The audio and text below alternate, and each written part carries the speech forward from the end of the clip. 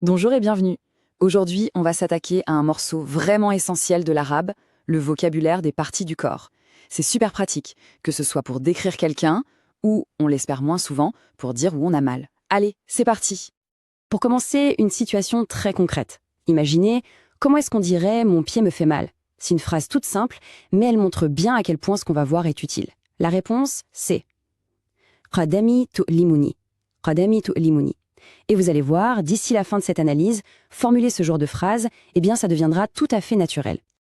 Bon, on va y aller logiquement. On commence par le haut du corps, avec la tête et le visage. On va construire notre vocabulaire comme ça, petit à petit, de haut en bas. C'est la meilleure façon de tout retenir, c'est plus simple. Alors, le point de départ, c'est la tête, bien sûr. Ras, ras. Ensuite, les cheveux, c'est char, char. Le visage dans son ensemble se dit wedge, wedge. Et pour le front, c'est jabin, jabin. Prenez bien le temps de répéter. Ras, char, wedge, jabin.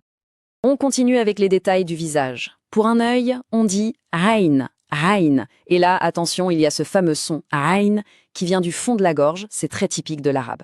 Le nez, c'est plus simple, anf, anf. La bouche, c'est fam, fam. Une oreille, uzun, uzun. Et les dents, esnan. La prononciation, c'est vraiment la clé. Alors n'hésitez pas à faire une pause et à répéter chaque mot tranquillement. Parfait. Maintenant qu'on a bien vu le visage, on descend d'un petit niveau pour s'occuper du tronc et des bras. Alors, pour dire le corps en général, on utilise le mot jism. Le cou qui fait le lien entre la tête et le reste, c'est raqaba. Ensuite, on a le bras, vira, qui se termine bien sûr par la main, yed, et au bout, les doigts, asabi'a. C'est un enchaînement assez logique, non? Dira, yed, asabi'a.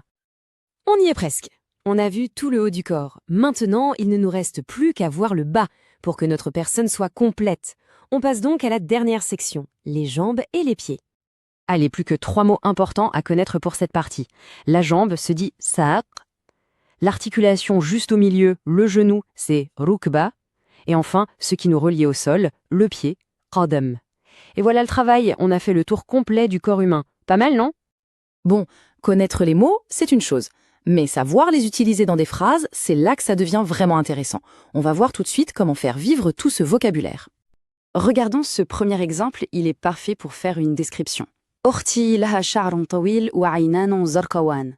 On retrouve bien sûr char pour les cheveux, mais regardez bien le mot pour les yeux, aynan. Ce n'est pas juste ayn, c'est la forme duel, une particularité de l'arabe pour dire qu'il y en a exactement 2. C'est un super exemple de comment le vocabulaire et la grammaire s'associent. Ici, le plus important à retenir, c'est l'expression « ash'uru bi alamin fi ». « Ash'uru bi alamin fi » qui veut dire « je ressens une douleur dans ». C'est un peu une formule magique. Il suffit de la prendre par cœur et ensuite on ajoute la partie du corps qui fait mal. « Ash'uru bi alamin fi ra'si » pour la tête ou bien « fi qadami » pour le pied, comme dans notre question des départs. C'est incroyablement utile. Et si on veut parler d'une action faite avec une partie du corps, eh bien, c'est souvent très simple. Regardez cette logique. On part de l'action, je vois, on précise avec quoi? Avec mes yeux, et hop, ça nous donne la phrase en arabe. Ana ara bi'aynay. C'est une construction vraiment directe et plutôt intuitive finalement.